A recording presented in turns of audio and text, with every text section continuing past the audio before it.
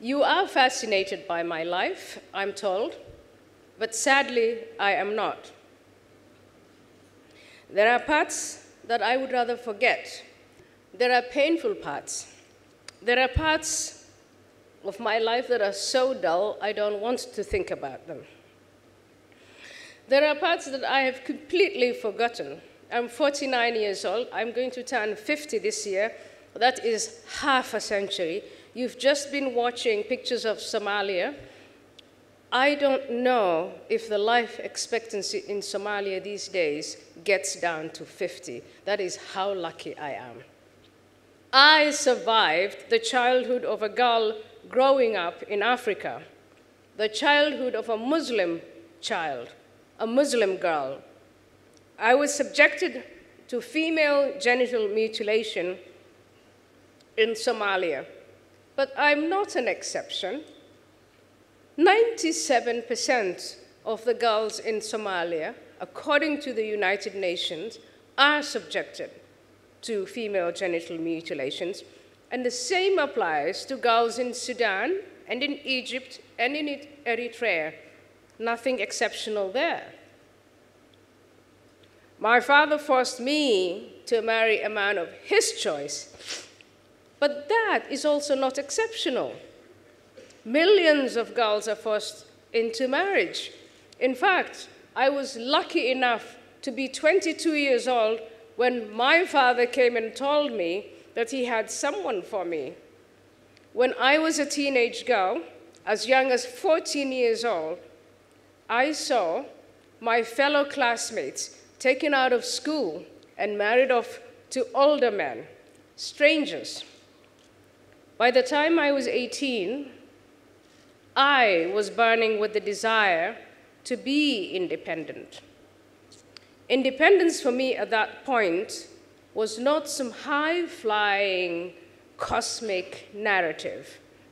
I just wanted to live my life in a way that was different from my mother's, that was different from the lives of my classmates, from my cousins, and the other women who toiled, who complied, who suffered, and then, paradoxically, passed the customs, the beliefs, and the practices that were at the root of their suffering onto their daughters.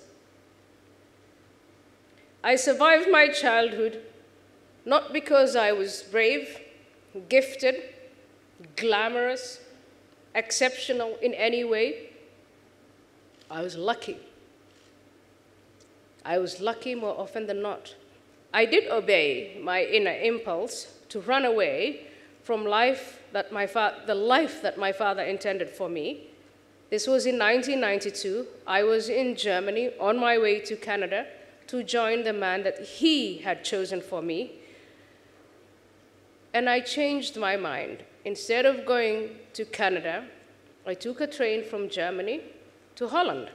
Lucky, which is what my name, Ayaan, means, had more to do with my survival and my thriving than some innate gift or courage on my part. In the 1990s, I found my independence in Holland. I learned to speak Dutch. I took cleaning jobs and worked in a factory. That is something that I still say to young people. I'm at Stanford today, and when they come to me and say, what should I be doing? I want to change the world. I tell them, go and work in factories and take cleaning jobs. It teaches you so much. You will hear that I speak on women's rights or for women. I do. I should. After what I survived, I find it is my obligation, my duty to speak out against the belief system, the customs, and the practices that to this day continue to rob girls and women of their rights, their freedoms, their dignity.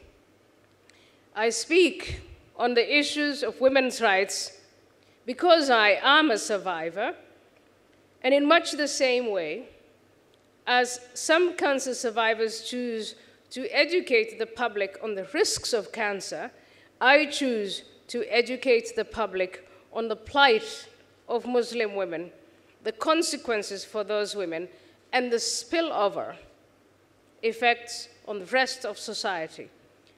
When I say the spillover, I'm now working on a book in which large numbers of Muslim immigrant men who are in Europe are treating European women on the streets in much the same way as they treat women back in their home countries. That is something that I speak out on and that everyone should speak out and bring a stop to. In those weeks after 9/11, I had to come to terms with the differences, the radical difference between who I was as a teenager and who I had become as an adult. With the conscience of an adult, with the education I enjoyed at the University of Leiden, with the lifestyle that I was leading, and now with the knowledge of the political philosophy of freedom, I could no longer view Muhammad as my moral guide. I found much of his legacy immoral. I speak out because homosexuals are thrown from tall buildings. I speak out because when people in prayer say, annihilate the Christians, annihilate the Jews, when they do get government power, that is exactly what they do. And they do it in the name of Sharia. I speak out because when Islamists say a husband may use force against his wife, when they come to power, they implement that. They groom young boys and young men to use force against girls and women. I speak out because I believe strongly that the Constitution of Liberty is superior to the Constitution of the Quran and political Islam. And to stay silent is to acquiesce. If we speak out, we have a chance of preserving our freedoms for us and our children and our grandchildren and the world. I've been luckier than my mother because I actually did go to school and learn something. And in Germany, I had that sudden choice, that sudden window of opportunity. I could go to Canada and comply with tradition. And I knew how that script would end. Or I could just take that train and jump into the unknown and see what happens. And now sitting here and being Mrs. Ferguson, I can tell you that was the better choice. People are saying, I'm not even willing to listen. I'm preemptively offended. And you have campaigns where me or other speakers whose works they don't like, they simply say, you can't even have them. We won't even listen. We won't engage with them. And I just can't imagine how frightening that is. And this is not on religious grounds. And the people who use this language, who deplatform people, who silence, they're using the vocabulary of human rights. They're saying that it is their human right to demand that a speaker not come. Let me say, doctrinaire Islam, the agents of that doctrine, they offer their clients, their consumers, their audience, their targets, a life where everything is thought through, everything is planned. From the time you wake up in the morning till the time you go to bed, they provide you with the most clear rules.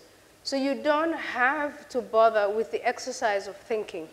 And I think for a lot of people, a lot of human beings, that is appealing. You don't have to think, you don't have to worry about anything, you just do as you're told. Liberal left is now more left than it's liberal. They have abandoned classical liberal principles. They have abandoned the principle of the presumption of innocence. They have abandoned the principle of life and of liberty, of reason, of critical thinking. They think now in collectives, in identity politics. It's all about groups. They want to divide society into groups that vote them into office. That is the way I think that the left, most of the left has now become far left. The Democratic Party in the United States is now moving so far left, it is frightening. As you know, in your own country, Jeremy Corbyn, you know his principles. That is not in the least liberal. It has nothing to do with liberalism. And I think that is where that unholy alliance comes from between the Islamists and the left, because they care more about the collective, they care more about coming into power and staying in power than that they care about individual liberty. They don't care about science. They don't care about the things that this organization stands for, the things that you and I stand for.